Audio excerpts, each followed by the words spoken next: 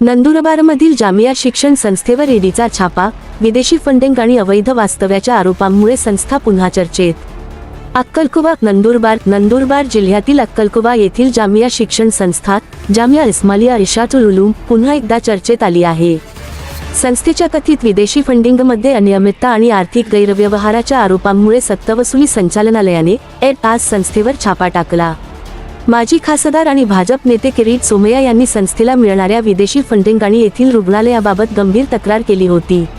याच आरोपांच्या पार्श्वभूमीवर ईडीने ही कारवाई केल्याचे प्राथमिक वृत्त आहे.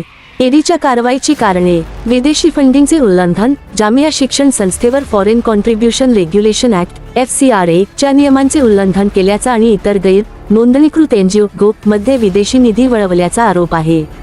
यापूर्वीच केंद्रीय गृहमंत्रालयाने MHA 15 जुलै 2024 रोजी संस्थेचे FCRA नोंदणी प्रमाणपत्र रद्द केले आहे. मनी लॉन्ड्रिंगचा संशय: विदेशी फंडिंगमधील अनियमितता आणि कथित आर्थिक गैरव्यवहार प्रकरणी prevention of money laundering act (PMLA) अंतर्गत ईडी तपास करत आहे.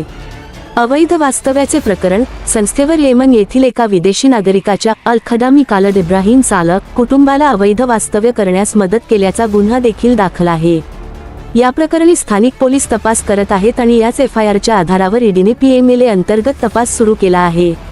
सोमय्यांची तक्रार: भाजप नेते किरीट सोमय्या यांनी या संस्थेवर मोठे आर्थिक व्यवहार झाल्याचा आरोप करत कारवाईचे स्वागत केले आहे.